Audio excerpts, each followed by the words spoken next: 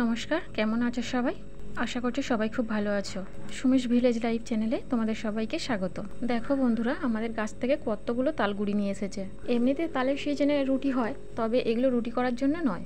তালগুলোকে হাত দিয়ে চেপে চেপে দেখলাম যেগুলো শক্ত রেখে দিয়েছি, আর যেগুলো নরম সেগুলোকে ছেনে নেব, মানে নোদ বার করে নেব। আমরা বলি তাল ছানবো, অনেকে বলে তাল ছড়বো, আবার অনেকে অনেক কিছু বলে, জানি না আমি। আর অনেকে অনেক রকমভাবে এই তালের নোদ বের করে। আমরা ছোটোবেলায় চুবড়িতে করে তালের নোদ বের করতাম, আর এখন এ তাল ছানার জন্য এইটা তৈরি করেছে। তোমাদের ওখানে তালের নোদ কীভাবে বের করে কমেন্ট করে জানাবে। এবার তোমরা ভাবছো যে এতগুলো তাল দিয়ে আমি কি করব, রুটি তো হবে না, আরও অনেক কিছু হবে। তোমরা দেখতে থাকো ভিডিওটা শেষ অবধি। এই যে দেখো, এক থালা তালের নোদ বের করে নিয়েছি। এবার এই জালটার সাহায্যে ছেঁকে নেব, কারণ তালের মধ্যে অনেক সুতোর মতো থাকে না, সেই জন্য ছেঁকে নিতে হয়। আর আমরা এই জাল দিয়ে তাল ছাঁকি। আর তালের এমন একটা গন্ধ যে তাল ভাঙলে বা তাল ছানলে এত মাছি আসবে, ওরা ঠিক তালের গন্ধ পেয়ে যায়। এবার বলি এই কড়াটার কথা, তোমরা এটাকে একটু ইগনোর করে যাও। এই কড়াটা অনেক বছরের, আর এর একটা ডান্ডিও নেই। কড়াটা এইসব তাল জাল দেওয়া বা টুকিটাকি কিছু কাজে লেগে যায়, তাই ওকে বাদ দিইনি। বাদ দেবো কেন বলো, কাজে তো লাগছে। তো এবার তালটা ছেঁকে নিয়ে আমি জাল দিয়ে নিলাম ভালো করে।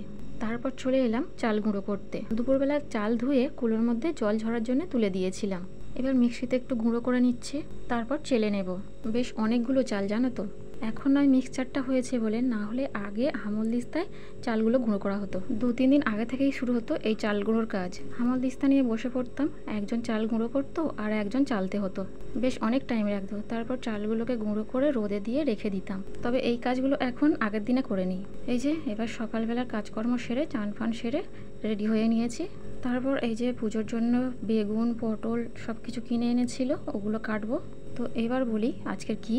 আজকে আমাদের পিঠে চচ্চড়ি। এর আগে কোনোদিন শুনেছো এই যে পিঠে চচ্চড়ি হয়?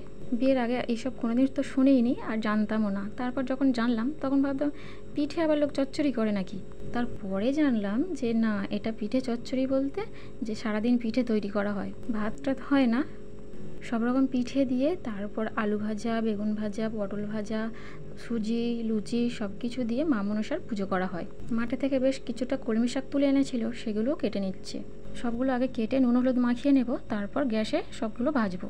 আর এই যে উনুনে ঠাকুর আঁকা হয়ে গিয়েছে, গ্যাসে আমি সব কিছু ভাজাভুজিগুলো করছি। এদিকে বেগুন ভাজছি, তারপর পটল, আলু, মানে যা কিছু ভাজাভুজি আর কি। আর এই যে গুঁড়িগুলো দেখছো, এর মধ্যে কিছুটা করে গুড় দেওয়া হয়েছে। এগুলো আলাদা আলাদা করে রাখা হয়েছে, কারণ একটা কলার বড়া হবে, একটা তালের বড়া হবে, নারকেল বড়া, ভাজা পিঠে, এইসব। ওদিকে ভাজাভুজিগুলো হয়ে গিয়েছে, তারপর আমি একটা একটা করে নারকেলের বড়াগুলোকে ভেজে নিলাম। তবে আমার না সারাদিনে এই পিঠে ফিঠে ভালো লাগে না।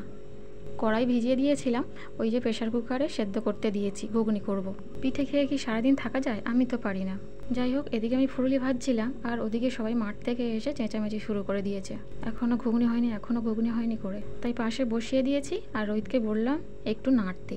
আর গ্যাসে তো অনেকটা দেরি হবে, তাই আবার উনুনে বসিয়ে দিলাম। এদিকে আজকে পিঠেও হয়ে গিয়েছে। চলো এবার ঠাকুরের থালাগুলোকে সাজিয়ে দিই। থালা বলতে রেকাপ আর কি। একটা রেকাপে সমস্ত ভাজাভুজি দেবো, আর একটা রেকাপে পিঠে, যত রকমের পিঠে আছে সব দেবো আর কি। আর ওদিকে ঘুগনিটাও ফুটছে, এগুলোকে সাজিয়ে দিয়ে ঘুগনিটাকে নামিয়ে নেব। ও হ্যাঁ, ঘুগনির মধ্যে একটু পনিরও দেবো। পনিরটাকে আগে ভেজে তুলে নিয়েছিলাম, তো এবার ফুটে গিয়েছে, এবার দিয়ে নামিয়ে নেব। ঘুগনি করে তারপর খেয়ে নিলাম, কারণ সকাল থেকে কিছু খাওয়াইনি, প্রচণ্ড খিদে পাচ্ছিল। মুড়ি আর ঘুগনি খেয়ে নিয়ে তারপরে আবার এই যে নারকেল পিঠে করতে বসে গেলাম। এবার তোমরা বলতেই পারো, এই তো বললে যে পিঠে ভালো লাগে না, তাহলে সারাদিন ধরে পিঠে বানাচ্ছ কেন?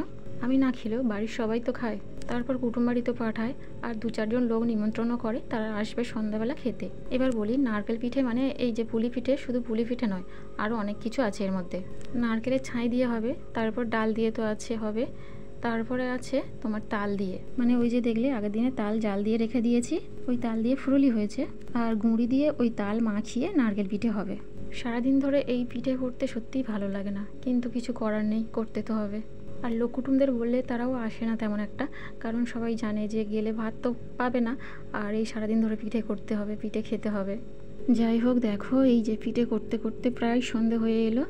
এই ডালটা দিয়ে কিছুটা পিঠে বানিয়ে নিয়েছি, আর এই যে তালের পিঠে এখনও দেখো কতটা মাখানো আছে, আরও কিছুটা মাখানো হবে, পিঠে হবে।